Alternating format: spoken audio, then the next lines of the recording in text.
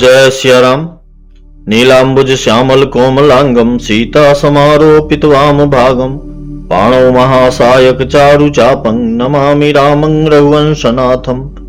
कर्पूर गौरं करुणावतारं संसार सारं भुजगेन्द्रहारं सदा वसन्तं हृदयारविन्दे भवं भवानी सहितं नमामि। मनोजवं मारुततुल्यवेगं जितेन्द्रियं बुद्धिमतां वरिष्ठं वातात्मजं वानरयूथमुख्यं श्रीरामदूतं शरणं प्रपद्ये। बन्धौ गुरुपदकंज कृपा सिंधु नररूप हरि महामोहतम पुंज जासु वचन रविकर निकर। जय सिया राम।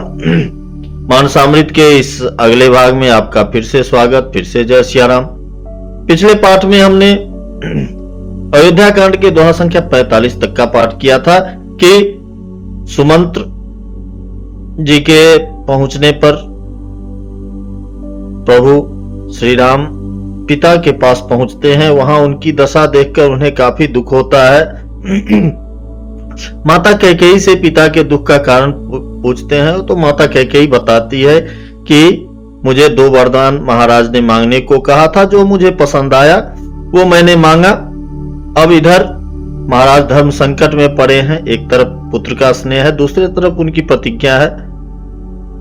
यह सब सुनकर प्रभु मन ही मन मुस्कुराने लगे और कहते हैं कि हे माता, वह पुत्र बहुत ही भाग्यवान है जो पिता माता के वचनों का अनुरागी है, पालन करने वाला है।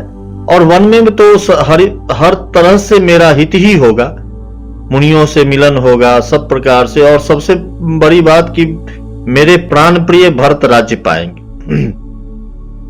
ऐसे में अगर मैं इस मौके को नहीं मानता हूं, इस लाभ को नहीं लेता हूं, तो मुझे मूर्खों की श्रेणी में रखना चाहिए। लेकिन मुझे एक ऐसा लग रहा है कि इस छोटी सी बात के लिए पिता महाराज को इतना दुख नहीं होना चाहिए। बात कुछ और है, मुझसे कोई बड़ा अपराध हुआ है। इस सरल वचन को सुनकर माता कैकेयी समझती हैं कि ये भी जैसे उनका मन है, अभी जैसी उनकी मति है कि जैसे वो जोक, जैसे जल समान रहने पर भी वो वक्र गति से चलता है, वैसे ही प्रभु के सीधे वचनों को वो टेढ़ा करके ही जान रही है। वो कहती है नहीं नहीं, तुम जो है सो अपराध के योग्य हो ही नहीं, तुमसे कोई अपराध हो ही नहीं सकता। तुम माता पिता भाइयों को सुख देने वाले हो। अब पिताजी को समझाकर ऐसी बात कहो जिससे चौथेपन में, बुढ़ापे में उनका अपयश न हो। तो ये सारी बातें हो रही है। राजा की मूर्छा टूटती है, वो राम राम कहकर करवट लेते हैं। तो मंत्री सुमंत्र जी श्री राम के आगमन का उनको समाचार कहकर समयानुकूल विनती करते हैं। अब कुछ बोल नहीं रहे महाराज, वो मन ही मन कह रहे हैं कि ऐसा न हो कि श्री राम वन को चले जाएं। वो विधि से कहते हैं, विधाता से कहते हैं कि किसी तरह से ऐसा कुछ हो जाए कि श्री रघुनाथ वन को नहीं जाए। वे महादेव का स्मरण करके उनसे विनती करते हैं कि हे महादेव, आप तो औढ़र दानी हैं, आप ऐसा कर दीजिए, श्री राम को ऐसी मति दीजिए कि वो मेरी प्रतिज्ञा को त्याग कर घर पर रहें, वन नहीं जाए। चाहे अपयश हो, सुयश नष्ट हो जाए, लेकिन मेरी आंखों से ओझल राम नहीं। महाराज को प्रभु बहुत तरह से समझाते हैं, देश काल अवसर के अनुकूल विचार कर विनीत वचन से कहते हैं कि मेरी बाल्यावस्था की बातों को क्षमा करते हुए मुझे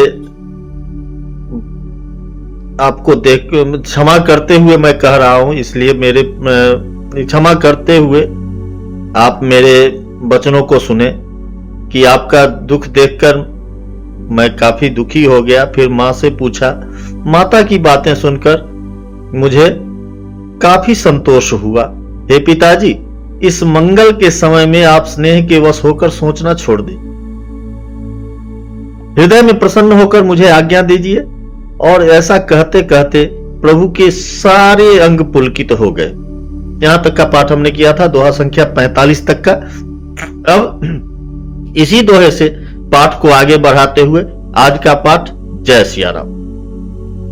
मंगल समय स्नेह बस सोच परिहरियतात, आय सुदेय हर शिष्य कही पुल के प्रभु गात। दोहा संख्या 45। आगे। धन्य जन्म जगती तलतासु, पीतहि प्रमोद चरित सुनि जासु, चारि पदार्थ कर तलता के, प्रिय पितु मातुर प्राण समझा के। उन्होंने फिर कहा कि इस पृथ्वी तल पर उसका जन्म धन्य है जिसके चरित्र सुनकर पिता को परम आनंद हो, जिसको माता पिता प्राणों के समान प्रिय हैं। चारों पदार्थ अर्थ धर्म काम और मोक्ष उसके करतल गत में रहते हैं, मुट्ठी में रहते हैं। आयसु पाली जन्म फल पाई, अहो बेगी हो रजाई, विदा मातु सन आवहु मांगी, चली हो बनहि बहुरी पग लागी। आपकी आज्ञा पालन करके और जन्म का फल पाकर मैं जल्दी ही लौट आऊंगा, अतः कृपया आज्ञा दीजिए। माता से विदा मांग कर आता हूं, फिर आपके पैर लगकर प्रणाम करके वन को चलूंगा। अस कही राम गवन तब किन्हा, भूप शोक बस उतरु न दिन्हा, नगर व्यापी गई बात सुतीछी, छुअत चढ़ी जनु सब तन बीछी। ऐसा कहकर तब श्री रामचंद्र जी वहां से चल दिए। राजा ने शोकवश कोई उत्तर नहीं दिया। वह बहुत ही तीखी और अप्रिय बात नगर भर में इतनी जल्दी फैल गई मानो डंक मारते ही बिच्छू का विष सारे शरीर में चढ़ गया हो। सुनी भय विकल सकल नर नारी, बेली बिटप जिमी देखी दवारी, जो जहां सुनई धुनई सिर सोई, बड़ विषाद नहीं धीरज होई। इस बात को सुनकर सब स्त्री पुरुष ऐसे व्याकुल हो गए जैसे दावानल देखकर, वन की आग देखकर बेल और वृक्ष मुरझा जाते हैं। जो जहां सुनता है वह वहीं सिर धुनने लगता है, सिर पीटने लगता है।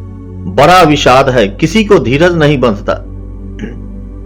मुख सुखाई लोचन स्रवही, शोक न हृदय समाय, मनहु करुण रस कट गई, उतरी अवध बजाई।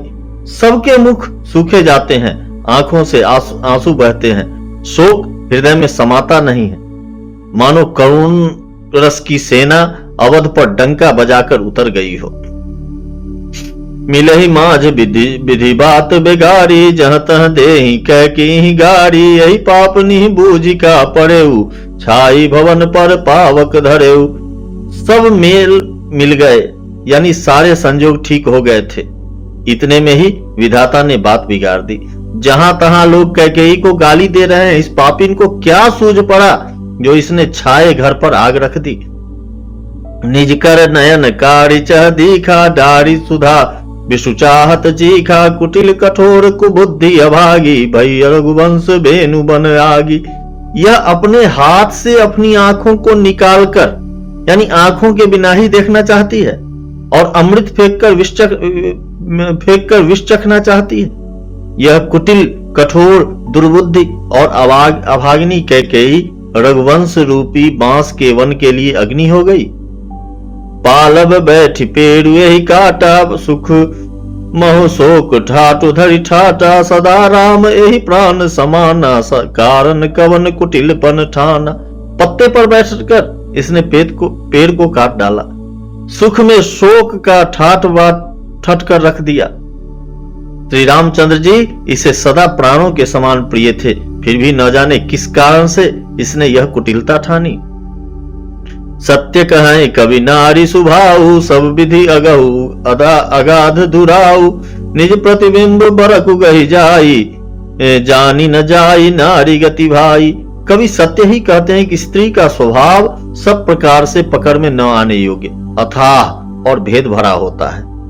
अपनी परछाई भले ही पकड़ आ जाए, पर भाई स्त्रियों की गति नहीं जानी जाती, उनकी चाल नहीं जानी जाती। कान पावक जारी सक, कान समुद्र समाय, कान करे अबला प्रबल, कहीं जग काल न खाय। आग क्या नहीं जला सकती, समुद्र में क्या नहीं समा सकता, अबला कहने वाली प्रबल स्त्री जाति क्या नहीं कर सकती, और जगत में काल किसको नहीं खाता। का सुनाई विधि काह सुनावा, का दिखाई चह काह दिखावा, एक कहे बल भूप न किन्हा, बरु विचारी नहीं कुमति दिन्हा। विधाता ने क्या सुनाकर क्या सुना दिया और क्या दिखाकर अब वह क्या दिखाना चाहता है। एक कहते हैं कि राजा ने अच्छा नहीं किया, दुर्बुद्धि कैकेयी को विचार कर वर नहीं दिया। जो हटि भयो सकल दुख भाजन, अबला विवश ज्ञान गुनु गाजन, एक धर्म परमिति पहचाने, निपहि दोष नहीं देहि सयाने। जो हट करके कैकेयी की बात को पूरा करने में अड़े रहकर स्वयं सब दुखों के पात्र हो गए, स्त्री के विशेष वश होने के कारण मानो उनका ज्ञान और गुण जाता रहा।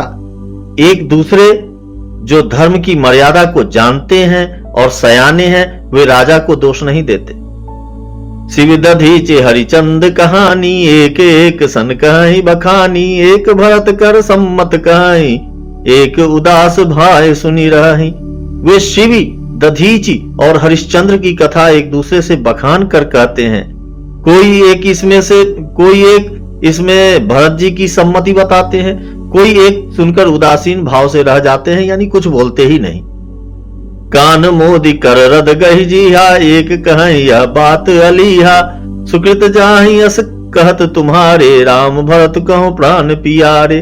कोई हाथों से कान मूंद कर जीभों को दांतों तले दबाकर कहते हैं कि यह बात झूठ है, ऐसी बात कहने से तुम्हारे पुण्य नष्ट हो जाएंगे। भरत जी को तो श्री रामचंद्र जी प्राणों के समान प्यारे हैं। चंदु चवै बरु अनल कना, सुधा होई विषतूल, सपने कबहु न करहि किछु, भरत राम प्रतिकूल। चंद्रमा चाहे शीतल किरणों की जगह आग की चिंगारियां बरसाने लगे और अमृत चाहे विष के समान हो जाए, परंतु भरत जी स्वप्न में भी कभी श्री रामचंद्र जी के विरुद्ध कुछ नहीं करेंगे। एक विधात ही दूषण देहि, सुधा दिखाई दिन विसुजेहि, खर भर नगर सोच सबकाओ, दुसहदाहु उर मिटाओ छाहु। कोई एक विधाता को दोष देते हैं जिसने अमृत दिखाकर विष दे दिया। नगर भर में खलबली मच गई, सब किसी को सोच हो गया, हृदय में दुसह जलन हो गई, आनंद उत्साह मिट गया। विप्र बधु कुल मान्य जठेरी, जे प्रिय परम कैकेयी केरी, लगी देन सिख सीलु सराही, बचन बान सम लागहि ताही। ब्राह्मणों की स्त्रियां कुल की माननीय बड़ी बूढ़ी और जो कैकेयी की परम प्रिय थी, वे उसके शील की सराहना करके उसे सीख देने लगी, पर उसको उनके वचन वाण के समान लगते हैं। भरत न मोहि प्रिय राम समाना, सदा कहूं यह सब जग जाना, करहु राम पर सहज सनेहु, कही अपराध आज बनु देहु। वे कहते हैं तुम तो सदा कहा करते थे कि श्री रामचंद्र जी के समान मुझको भरत भी प्यारे नहीं है। इस बात को सारा जगत जानता है। श्री रामचंद्र जी पर तो तुम स्वाभाविक ही स्नेह करती रही हो, आज किस अपराध से उन्हें वन देती हो। कबहु न कियहु सवतियारेसु, प्रीति प्रतीत जान सब देसु, कौशल्याव काह बिगाड़ा, तुम जही लागी वज्र पुरजारा। तुमने कभी सौतिया डाह नहीं किया, सारा देश तुम्हारे प्रेम और विश्वास को जानता है। अब कौशल्या ने तुम्हारा कौन सा बिगाड़ कर दिया जिसके कारण तुमने सारे नगर पर वज्र गिरा दिया। सिया की पिय संग बड़ी हरि, लखन की रही है धाम, राज की भूज अब भरतपुर, नृप की जिये बिनु राम। क्या सीता जी अपने पति श्री रामचंद्र जी का साथ छोड़ देंगी? क्या लक्ष्मण जी श्री रामचंद्र जी के बिना घर रह सकेंगे? क्या भरत जी श्री रामचंद्र जी के बिना अयोध्यापुरी का राज्य भोग सकेंगे? और क्या श्री रामचंद्र जी के बिना राजा जीवित रह सकेंगे? अर्थात न सीता जी यहाँ रहेंगी, न लक्ष्मण जी रहेंगे, न भरत जी राज्य करेंगे, और न राजा ही जीवित रहेंगे, सब उजाड़ हो जाएगा। अस विचारी उर्छारहु कोहु, शोक कलंक कोठि जनि होहु, भरत ही अवसि देहु जुबराजू, कानन काह राम कर काजू। हृदय में ऐसा विचार कर क्रोध छोड़ दो, शोक और कलंक की कोठी मत बनो। भरत को अवश्य युवराज पद दो, पर श्री रामचंद्र जी का वन में क्या काम है? नाहिन राम राज के भूखे, धर्म धुरीन विषय रस रूखे। गुरु गे बसहु राम तज गेहू, निबसन असबर दूसर लेहू। श्री रामचंद्र जी राज्य के भूखे नहीं है, वे धर्म की धुरी को धारण करने वाले और विषय रस से रूखे हैं, अर्थात उनमें विषयासक्ति है ही नहीं। इसलिए तुम यह शंका न करो कि श्री राम वन न गए तो भरत के राज में विघ्न करेंगे।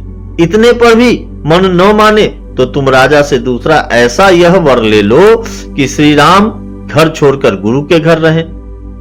जो नहीं लगी हूं कहे हमारे, नहीं लागे कछु हाथ तुम्हारे। जो परिहास किन्नी कछु होई, तो कही प्रगट जनावहु सोई। जो तुम हमारे कहने पर न चलोगी तो तुम्हारे हाथ कुछ भी नहीं लगेगा। यदि तुमने कुछ हंसी की हो तो उसे प्रकट में कहकर जना दो कि मैंने दिल्लगी की है। राम सरिस सुत कानन जोगु, काह कहीं सुनि तुम कहो लोगु। उठो बेगी सोई करो उपाय, जय विधि शोक कलंक नसाई। राम सरीखा पुत्र क्या वन के योग्य है? यह सुनकर लोग तुम्हें क्या कहेंगे? जल्दी उठो और वही उपाय करो जिस उपाय से इस शोक और कलंक का नाश हो। जहि भांति शोक कलंक जाई, उपाय करी कुल पालहि। हठ फेरु राम जात, बन जनि बात दूसरी चालहि। जिमि भानु बिनु दिनु प्राण, बिनु तनु चंद, बिनु जिमि जामिनी। तिमि अवध तुलसीदास, प्रभु बिनु समूझि धौजिय भामिनी। जिस तरह नगर भर का शोक और तुम्हारा कलंक मिटे, वही उपाय करके कुल की रक्षा कर। वन जाते हुए श्री राम जी को हठ करके लौटा ले, दूसरी कोई बात न चला। तुलसीदास जी कहते हैं, जैसे सूर्य के बिना दिन, प्राण के बिना शरीर और चंद्रमा के बिना रात निर्जीव और शोभाहीन हो जाती है, वैसे ही श्री रामचंद्र जी के बिना अयोध्या हो जाएगी। हे भामिनी, तू अपने हृदय में इस बात को समझ, विचार कर देख तो सही। सखिन सिखावन देन, सुधन सुनत मधुर परिणाम हित। तहि कछु कानन केन, कुटिल प्रबोधि कुबड़ी। इस प्रकार सखियों ने ऐसी सीख दी जो सुनने में मीठी और परिणाम में हितकारी थी, पर कुटिला कुबड़ी की सिखाई पढ़ाई हुई कैकेयी ने इस पर जरा भी कान नहीं दिया। जय सिया राम। दोहा संख्या 50। फिर मिलते हैं मानसामृत के अगले भाग में अगले पाठ के साथ। तब तक के लिए जय सिया राम।